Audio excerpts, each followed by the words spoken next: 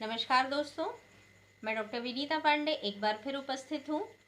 आज हम बात कर रहे हैं आपके शालेय संस्कृति, नेतृत्व और परिवर्तन में और अध्यापक शिक्षा में उदीयमान भारतीय समाज में अध्यापक की जो भूमिका होती है, इन सब के बारे में हम बात कर रहे हैं कि सामान्य नेतृत्व और अध्यापक नेतृत्व की अवधारणा में क्या अंतर होता है। लीडरशिप क्वालिटी जो होती है एक कॉमन मैन की और एक टीचर की क्या होती है, तो उस पर हम बात करेंगे।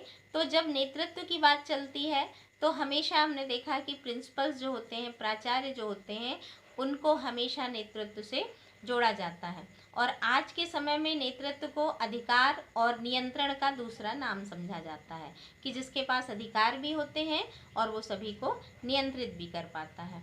तो आधुनिक विचारधारा के आधार पर अगर हम देखें तो नेतृत्व का जो अर्थ है वो थोड़ा सा बदल गया है। जैसे अगर हम देखें तो दूसरे के साथ तारतम्य स्थापित करना, परस्पर विश्वास और समझ के साथ अपने काम को, अपनी संस्था के काम को पूर्ण कराना, लोगों को प्रेरणा देना और आप अपने काम को करें। जो एक अच्छा अध्यापक या अच्छा प्राचार्य होता है वो स्वयं बहुत अच्छे अच्छे काम करता है, उनको देख करके उनका स्टाफ जो होता है वो मोटिवेट होता है। लोगों को अच्छी अच्छी प्रेरणाएं देना और एक निश्चित लक्ष्य को प्राप्त करने के लिए लोगों को निर्देश भी देना, क्योंकि यदि आप केवल प्रेरणा देंगे तो लोग काम नहीं करेंगे, क्योंकि कई लोगों को तो ये समझ में ही नहीं आएगा कि हमें क्या काम करना है या क्या करवाना है। तो आपको एक निश्चित लक्ष्य को प्राप्त करने के लिए अपने संपूर्ण स्टाफ को निर्देश देना पड़ता है, उस काम को करने का तरीका बताना होता है, तभी हम आगे बढ़ पाते हैं। आगे हम देखते हैं भावी उद्देश्य के लिए नेतृत्व करना।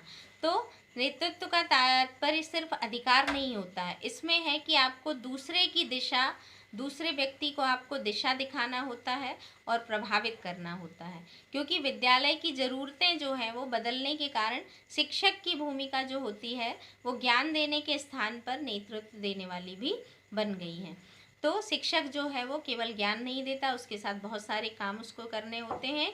शिक्षक विद्यालय में एक नेता की तरह होता है, क्योंकि वह पूरे विद्यालय की सफलता के लिए कार्य करता है और वो बच्चों की क्षमताओं को भी एक रूप प्रदान करता है। और एक उत्तम अध्यापक में सबसे जो जरूरी गुण होता है वो ये होता है कि अध्यापक जो होता है वो बहुआयामी होना चाहिए।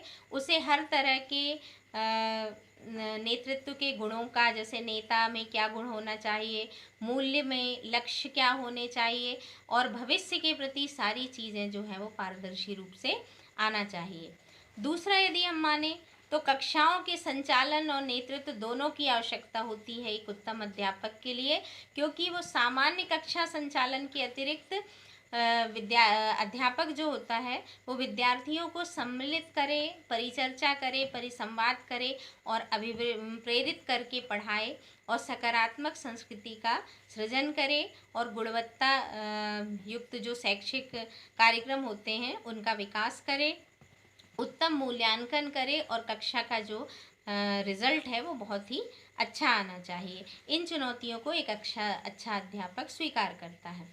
आगे हम देखते हैं तो अध्यापक नेतृत्व का कोई विकल्प नहीं होता है, क्योंकि समाज की बदलती हुई आवश्यकता के अनुसार शिक्षक की भूमिका भले ही समय समय पर बदलती रहती है, लेकिन सत्ता या अधिकारों का हस्तांतरण या शैली एक अध्यापक नेता के मूल उत्तरदायित्व का प्रतिस्थापन कोई भी नहीं कर पाता। अगर एक अध्यापक अच्छा लीडर नहीं होता तो वो अपनी कक्षा को प्रभावित नहीं कर पाता, विद्यार्थियों को अच्छी शिक्षा नहीं प्राप्त कर पाता, दे पाता और अपनी संस्था में अपनी कोई भी छाप नहीं छोड़ पाता।